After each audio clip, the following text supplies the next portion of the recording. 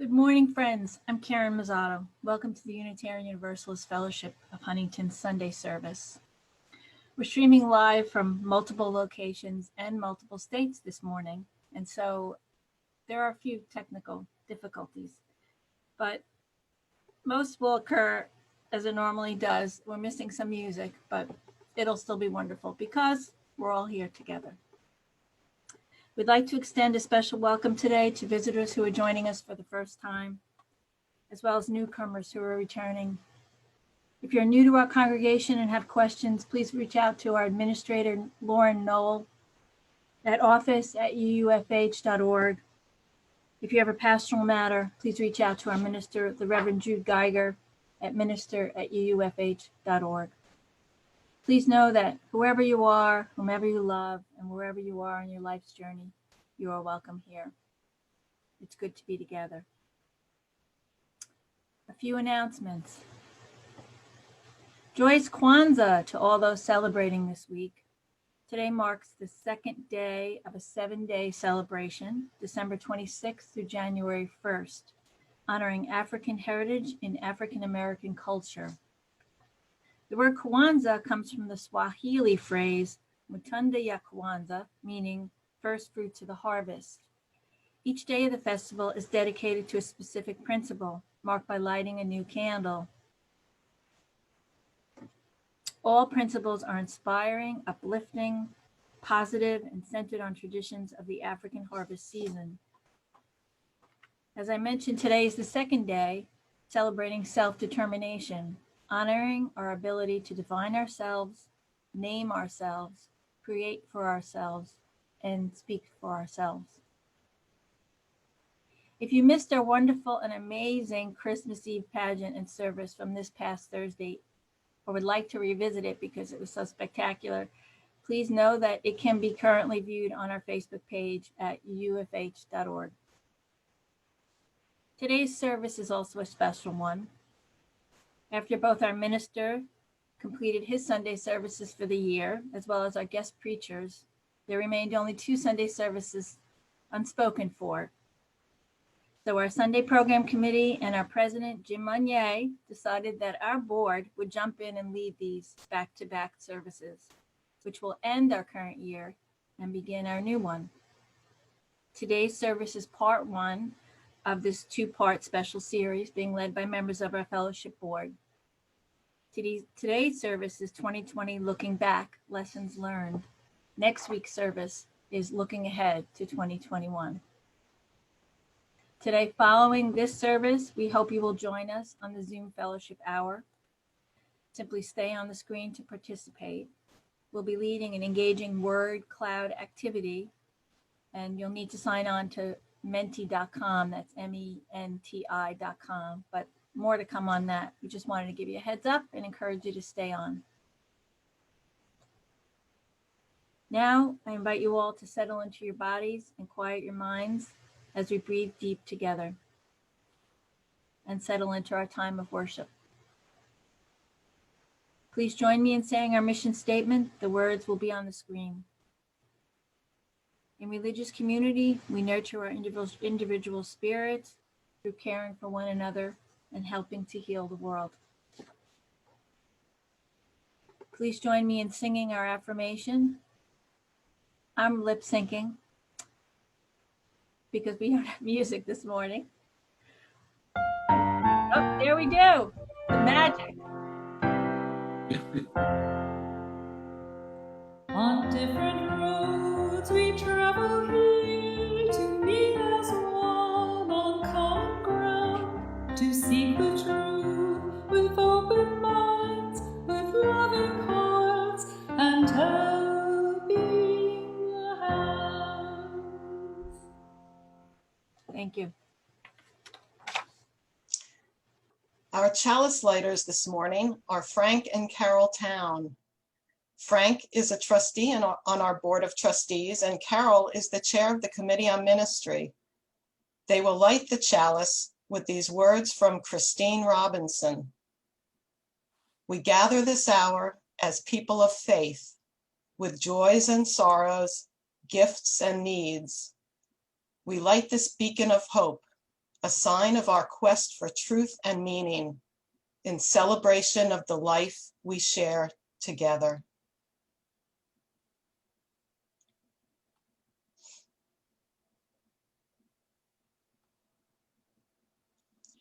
Our first reading this morning is a poem called Lockdown by Brother Richard Hendrick.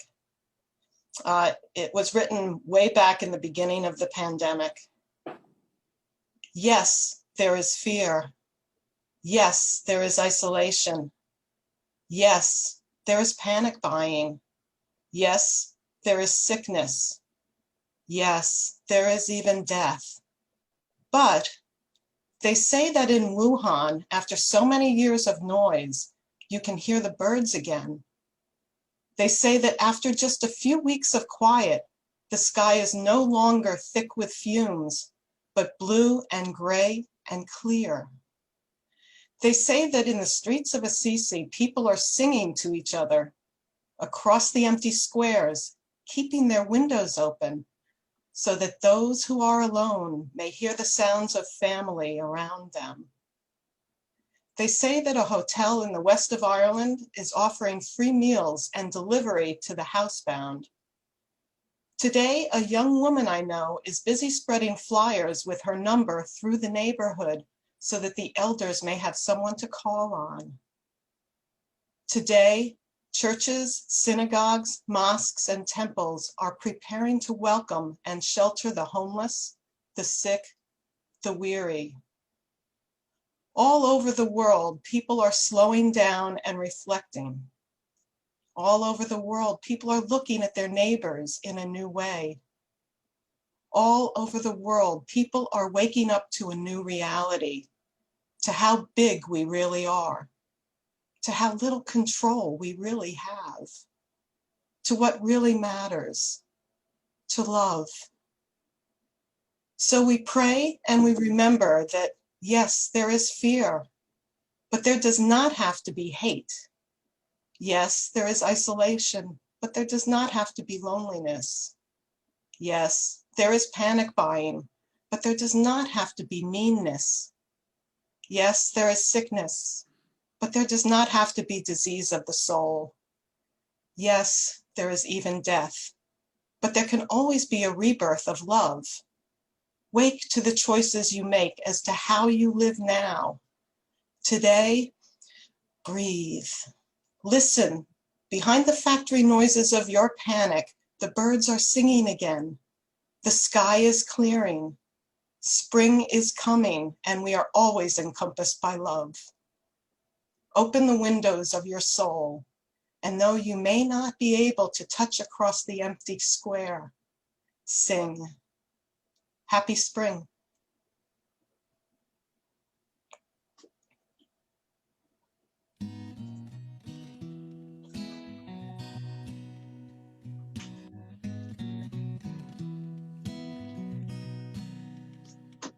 When the war is over,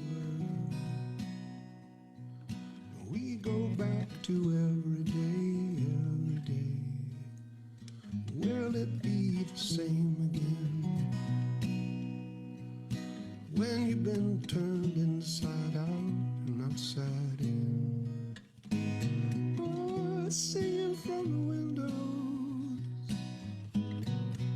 shadow on the wall, the way they dance. Not much and nothing, but look at the fire burning wild. Look at how the children play. And none of us know what's to come tomorrow. But I'm not going out today. Dance with me like what time we got is borrowed. Singing from the windows, sirens in the dark, where are you going? Pretend that it's nothing, but look at this fire burning wild. This is how we keep holding on all the days, all day.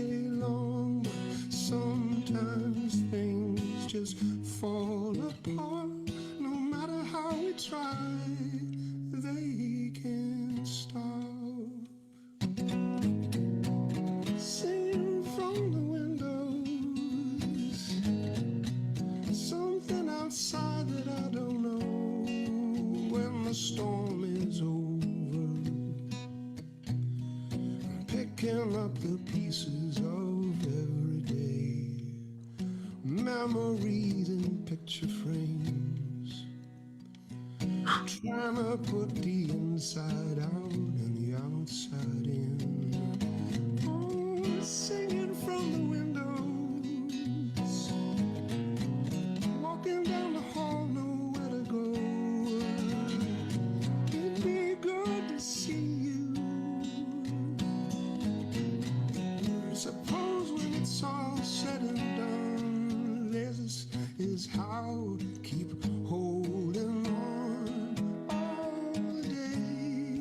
all day long. But sometimes things just fall apart. No matter how we try, they won't stop. Singing from the windows, voices outside and I don't know.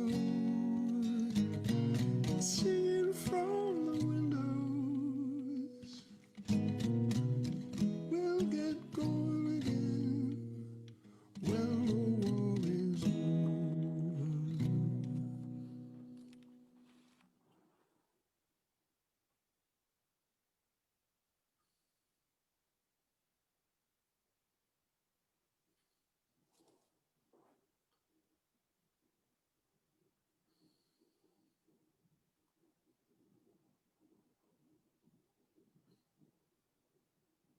Can everybody hear me?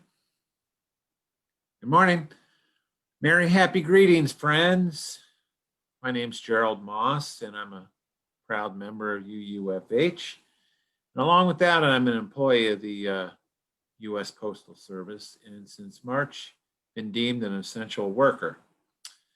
At the Melville facility where I work, we process outgoing and incoming mail and packages for and from all over Suffolk County and the town of Oyster Bay and Nassau. The facility is the size of several football fields, and we're open 24/7, 365 days a year. It's full of sortation machinery, and between incoming and outgoing letters and packages, we process well over 1 million pieces of mail daily. I'm not sure how many employees we have, but over the 3 shifts, I'm sure it's well over 1,000. Most of the employees I work with work entirely in the building, but as you can imagine, the mail has to come in and has to go out. So we have dozens of loading docks and drivers from all over the country who come up and pick up and drop off. In early March, I began to hear about the novel coronavirus. I followed it with a similar amount of attention that I do most international news stories. And I remember asking Renee, my wife, half curious and half skeptical, what makes this different than SARS, swine flu, avian flu, or choose your pandemic virus, and insert it here.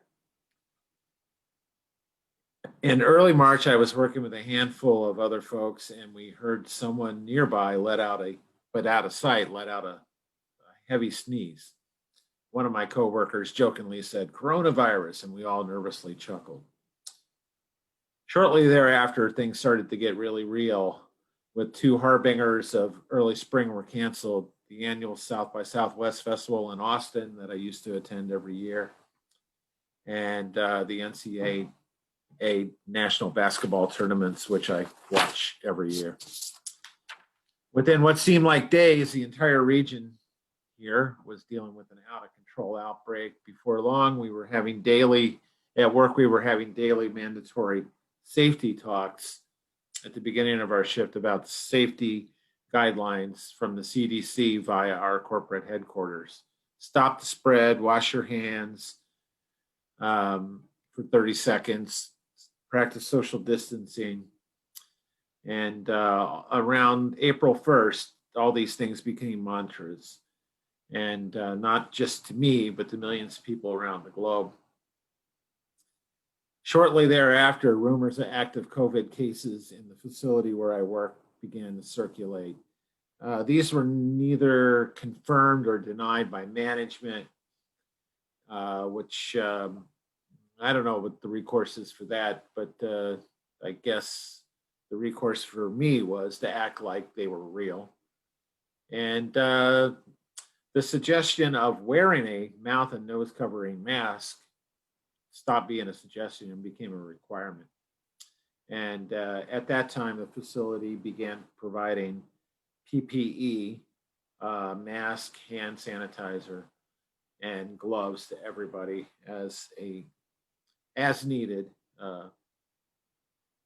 part of our work routine. The majority of my coworkers have been compliant with the use of PPE and other safety precautions. But there have been, since the beginning, chin strappers and others who flout the face covering directives. Management deals with these folks on a as they see them incident, but employees like me, it's a tough situation. I've heard heated exchanges about masks, and the last thing I want is a heated exchange of droplets between myself and a denier. So as the season of COVID seems to be unending, my employer has since April provided needed PPE for all employees. I would love for the facility to do mandatory temperature checks at entrance and to provide us with free training on testing on site. I've had testing twice, both times negative, thankfully, and I've paid for those myself, which I don't think is right. Unlike many, I have more or less lived my life as normal post and pre-COVID. I get out of the house 6 days a week to work. I obsessively wear my mask. I practice social distancing. I use hand sanitizer. I wash my hands. I stay safe. And as soon as I can, I'm going to get the vaccine. And that's what I have to share today. Thank you, everybody. Great to see everyone. And I'll catch you around. Bye-bye.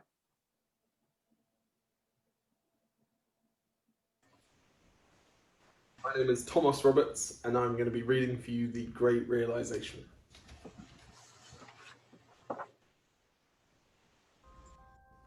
Tell me the one about the virus again, then I'll go to bed. But my boy, you're growing weary, sleepy thoughts about your head. Please, that one's my favourite. I promise just once more. Take me back to 2020. That's all I'm asking for. Okay, snuggle down, my boy, though I know you know full well. This story starts before then, in a world I once would dwell. It was a world of waste and wonder, of poverty and plenty, back before we understood why hindsight's 2020. You see, the people came up with companies to trade across all lands, but they swelled and got much bigger than we ever could have planned. We'd always had our wants, but now it got so quick. You could have anything you dreamed of in a day, with a click. We noticed families had stopped talking. That's not to say they never spoke, but the meaning must have melted, and the work-life balance broke. And the children's eyes grew squarer, and every toddler had a phone. They filtered out the imperfections, but amidst the noise, they felt alone.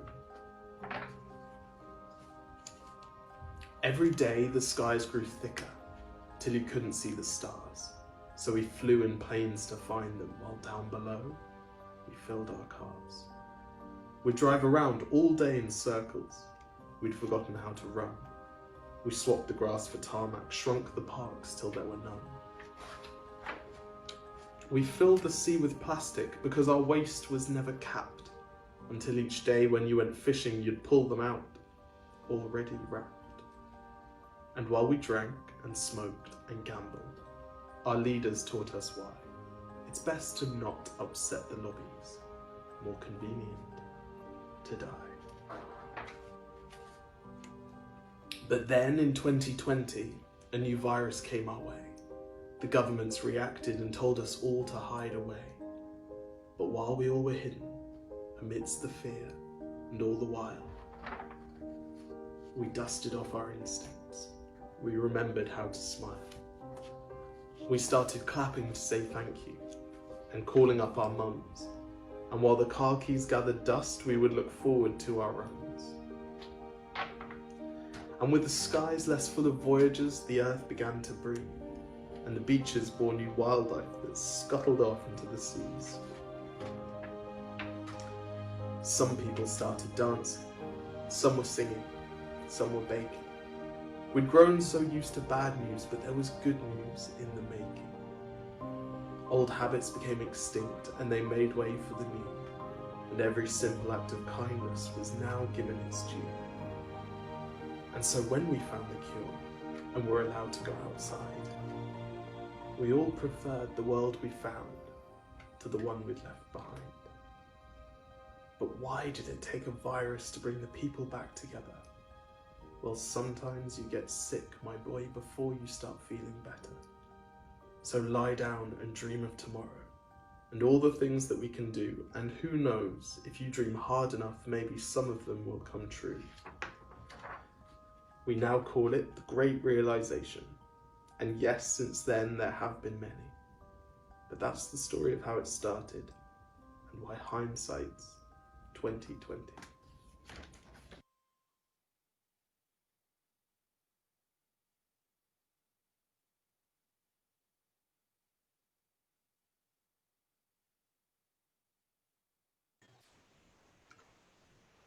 Now I invite you to sing a Spirit of Life. Following the song, we'll enter into a time of silence and then prayer. As you participate at home, remember that it's not about the perfection of silence, but the intention. Join me now in singing.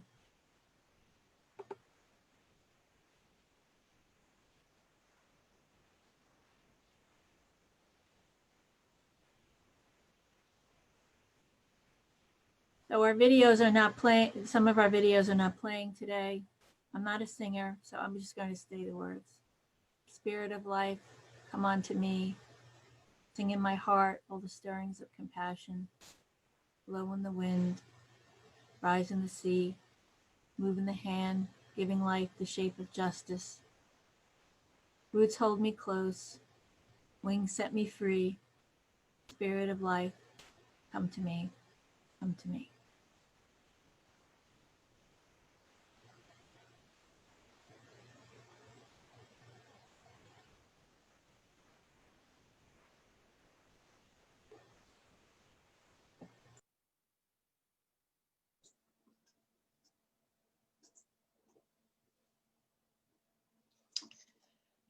I share these words from Anne Frank.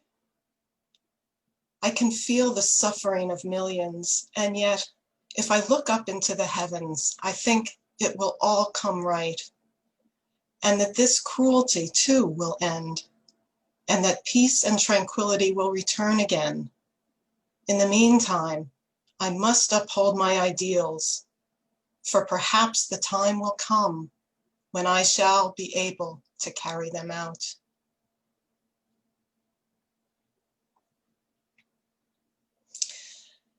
I am very happy to share a joy with you all this morning. Our chalice lighters, Frank and Carol Town, are celebrating their 61st wedding anniversary today. On December 27th, 1959, they were married by a Nassau County judge in his study in Levittown.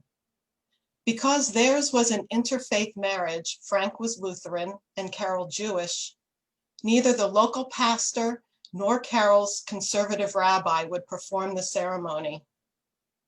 A mere 2 years later, in 1961, they learned about Unitarianism, the same year as the merger with Universalists. Happy anniversary, Carol and Frank. Unfortunately, we also have some concerns. We hold in our hearts our own Reverend Jude Geiger as he shares with us that his Aunt Rose Marie Nafis died on Saturday, December 19th at the age of 80, with family caring for her in her final days. We pray for Reverend Jude and his family and send them our love. He does request no phone calls at this time. We also mourn with Carol Dewey and her family the loss of her mother, Mary Dewey, who died peacefully at home on Thursday, December 17th, at the age of 95. Services will be held in Cicero, New York on December 28th. Carol welcomes cards and emails, but no phone calls for now. We pray for the strength for the family and that Carol knows the love of this fellowship. For Carol's contact information or any other questions, please contact Sue McGovern. I would also like to recognize the loss of 332,000 American lives to COVID-19 in less than a year. With soon to be more government guidance and vaccines being given and more on the horizon, may we stay safe a little longer. Help is on the way. I now invite you to enter names of those you wish to be remembered in the chat box.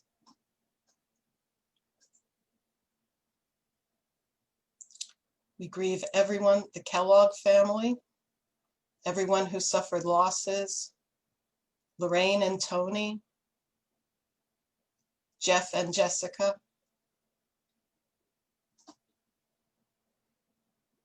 Bill, Jim's brother-in-law, Bill,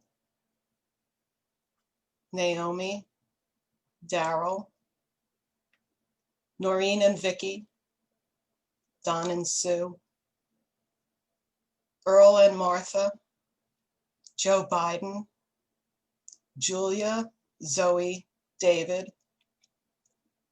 the students of Brentwood School District, Chan, Bob, our healthcare workers, Eddie Mitchell and Charlie Mitchell, Patty, Barbara Wellicke, the Connor family, Eva,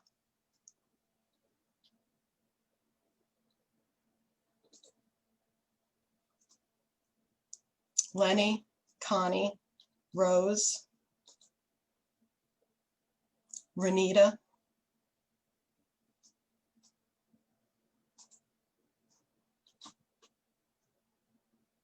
Logan.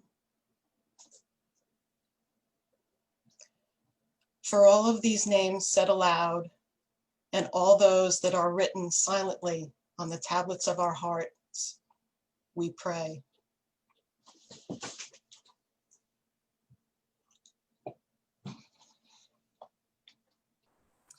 Good morning. During my 20 years here at the fellowship, I've been asked to do a variety of things. Sometimes when I am asked, I say yes, and sometimes I've said no.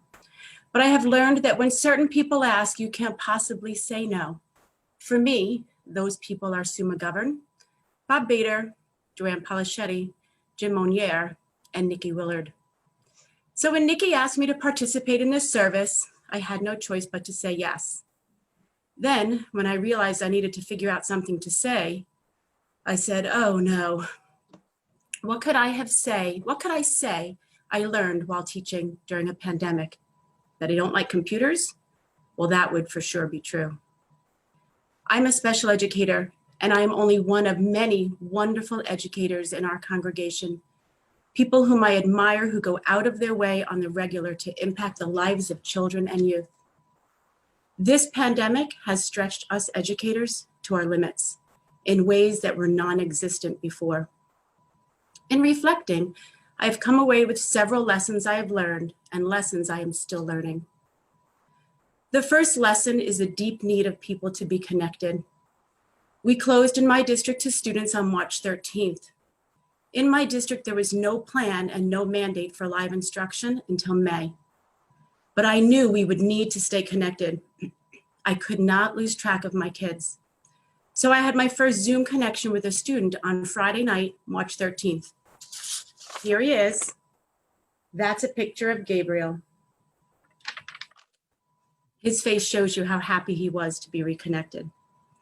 By the end of that week, I had all 14 of my students and 2 teacher aides connected by Zoom.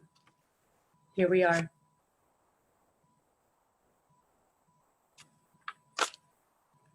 We met every day, 3 times a day. Sometimes my kids were in the kitchen, sometimes they were in bed, all in shared spaces with family members, except Jarain, who would go hide in a closet so that he could hear us. Many times I had to say, grown-ups, please remember that I can hear everything you are saying. to cue them to stop the personal conversations we were all now privy to, or to pause an argument the class was listening to. Once, I even asked Terry to get out of bed, the bed he was sharing with his adult brother, so that he could concentrate on school. He did get up, and it was a big mistake to ask him to get up because I had to quickly turn off his camera. We connected though. Sometimes we froze, sometimes it was laggy, always it was painfully loud, but we needed to connect. When students couldn't meet during the day because of tech issues or childcare issues, we would Zoom at night. We even Zoomed on Saturdays. We drove to their houses to drop off school supplies, to drop off meals, to pass out stickers and awards, to wave from a distance, sometimes to sneak in a hug, and to be present. But please be sure that we were not alone. Teachers all over did the same thing and much, much more, because we all knew the need for connections. I also learned about the eagerness of people to help. Even without being asked, when we switched in March to full-time home instruction, I was at a technological crisis. I reached out to Ben Vaughn, a past fellowshipper, and within days I had an additional monitor, a headset, a keyboard, a camera, and tech support that lasted the entire school year. But he wasn't the only one to help. There was a whole virtual world that popped up of teachers all over the country sharing ideas and resources. I had friends who joined my Zoom classes as special guests and shared their talents. They read books, they presented virtual field trips. Dave shared his resources while working from the other room. Both my kids, Ben and Ash, served as substitute teachers for a few classes, just to mix it up a bit. There was an overabundance of support, for which I will always be grateful. And I learned about the ability of people to endure and adapt. When we closed in March, I believed I could do this for maybe a couple of weeks, but definitely no longer. And when I learned in a Zoom meeting in the end of April that we were done for the year, I turned off my camera to hide the flow of tears from my colleagues. I could not possibly maintain this. My dining room table classroom, now covered with lesson plans and picture books and teaching clocks, like the one that's still there, along with coffee cups and water cups and wine glasses, needed to go back to being just a dining room table. I could not keep up this pace. I was running out of mental energy. I was running out of physical energy. And to quote the technology, I just didn't have the bandwidth. But each day passed, and we did it. Shockingly, I even ended up teaching virtual summer school this year. And in the end, we endured. We all did. We adapted, each and every one of us, in our own ways, in our own careers, and with our own families. We adapted to our new circumstances, and we continue to do so. Really, all you have to do is watch our Christmas Eve pageant to know that we have endured and we have adapted. It makes me so very proud of us. So Nikki, thanks for asking me to speak today about what I learned while teaching during a pandemic. I thought there was nothing, but you gave me a chance to reflect on all the positives. And it turns out there were some positives. Thank you.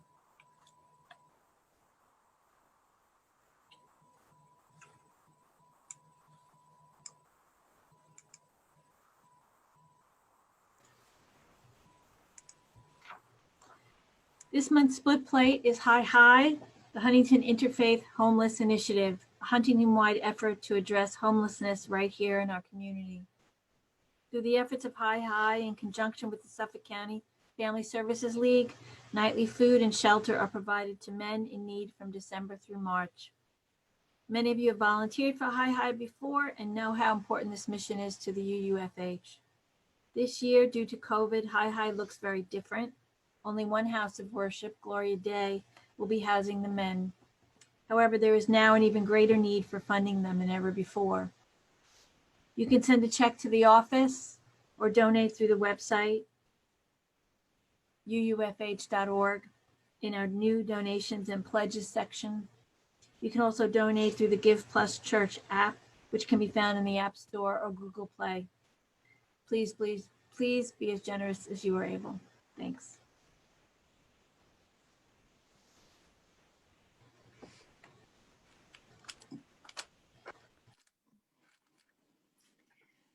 Good morning. My name is Debbie Hosevar, And I wanted to share a few highlights that our fellowship was able to accomplish this past year, even through this pandemic. Our UUFH Grow to Give Garden had another productive year. Despite the pandemic, we have had small groups of garden workers tending our crops throughout the growing season. We have enjoyed the connections and camaraderie during this time of isolation. Long Island Cares has expressed gratitude on behalf of the people from our community who have come in seeking fresh organic produce each week. Many thanks to our Grow to Give gardeners for their time and hard work, and especially our youngest gardeners who helped us harvest over 40 pounds of sweet potatoes. The pumpkin patch was back this year and better than ever, even though the season was delayed numerous times. All our volunteers brought positive attitudes and strong backs that helped us unload, set up, and sell. The patch provided a sense of normalcy for our neighbors, loyal customers, and fellowshippers. We forged a wonderful relationship with Harbor Harvest by promoting each other's businesses. We were also able to support small business artisans with our pop-up vendors on weekends. Our success also helps Pumpkins USA keep afloat in these hard economic times, as well as providing jobs for the Navajo farm staff. Thank you all for your incredible support. The UUFH had 47 members participating in writing postcards through the UU the Vote campaign to help suppressed voters in states like Texas, Georgia, Florida, and Arizona get out to vote in the general election. We also participated in writing letters with the Vote Forward campaign. Even with a late start, we sent out over 4,000 postcards and 2,500 letters, including those recently sent to Georgia voters for the January 5th Senate runoff. The total number of postcards sent throughout the country through Reclaim Our Vote was 6.4 million, with 750,000 coming from New York alone. Thank you to all who participated, and I am proud that the UUFH played an active role in getting the highest turnout of voters ever. We should all be proud of these accomplishments. Thank you.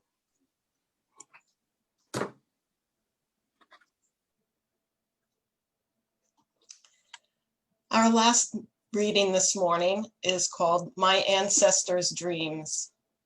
Before I start, I just want to say there's a question at the end of this reading, and after the service today in the coffee hour, we will be discussing that question in further detail, and we hope you will join us. So now, My Ancestors' Dreams by Reverend Danielle Gregoire, dated September 23rd, 2020. He starts with a quote from Audre Lorde. So it is better to speak, remembering we were never meant to survive. Some days ago, a member of my congregation asked me how I'm coping with all that's going on. A pandemic with no end in sight, the continuous loop of Black men being killed by vigilante police officers, a president who delights in stoking the fires of suspicions, resentment, and animosity among people as a way of furthering his autocratic agenda and his open fantasies of dictatorship. As if that weren't enough, even the sun appeared to lose some of its shine because of the smoke of Western wildfires darkening the skies. This was before the death of Supreme Court Justice Ruth Bader Ginsburg. God rest her soul and save us all. How do I not fall to pieces every day in a world so clearly on the very edge of a vast chasm, and anarchy in every valley down below? Everything is bewildering in this brave new world, with its checklist of 2020 anxieties. What can save us from the madness of despair in this context? I told my parishioner that the thing that helps me is remembering that I am not alone in all of this. Yes, I have people around me, my wife, our families, but better still, I have the people who came before me. I have ancestors who were never meant to survive, but they did. They survived the sugar plantations of Haiti. the occupation of their land by American forces in the 20th century, not once, but twice, brutal dictatorships, exile. I have ancestors and contemporaries who survived the upheavals of the 1960s in the United States, the riots in the cities across the nation, the crack epidemic and the AIDS epidemic, and the violence of New York City against Black people, immigrants, gay people, all during times when the very future of that place was an open question. I am my ancestors' wildest dream come true, and I would not be here if it weren't for their dreamings, their hopes, and most importantly, their living. None of us would be here were it not for those who lived and won a fight that they were not meant to survive. That's what helps me. What helps you?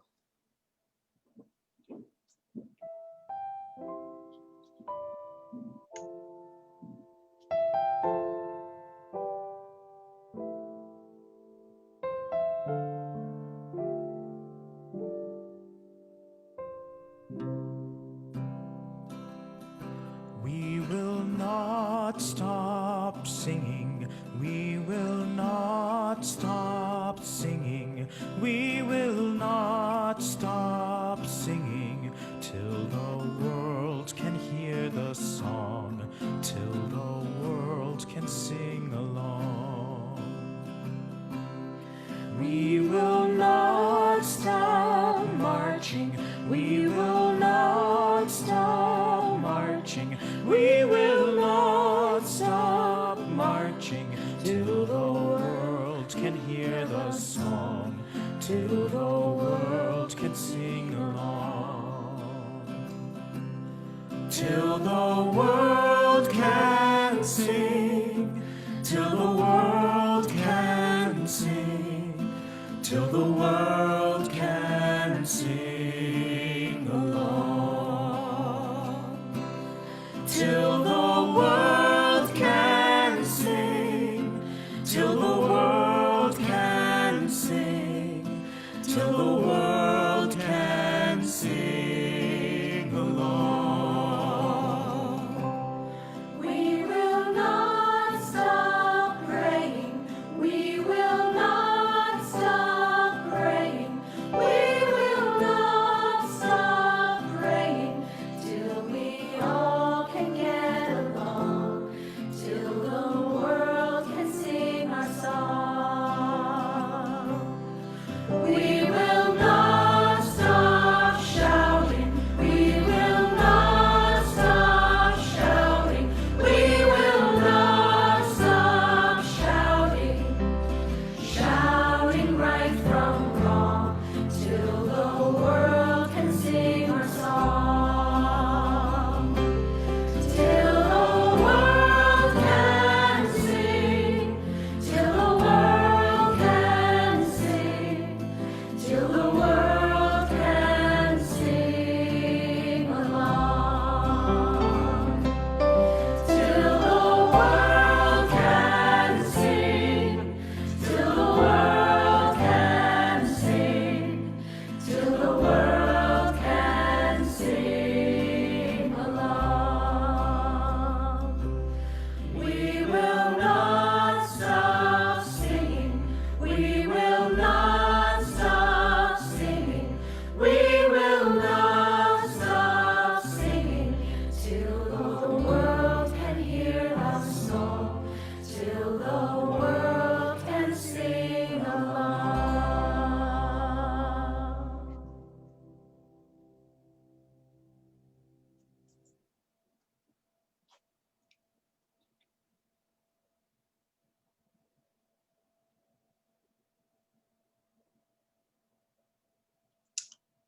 Frank and Carol will now extinguish the chalice with these words from Reverend Gregoire. Oneness of life and love, spirit of our ancestors, help us to transform our fears into the courage needed to create the world we desire. And I end with this Jewish prayer. Grant us the ability to find joy and strength not in the strident call to arms, but in stretching out our arms to grasp our fellow creatures, in striving for justice and truth.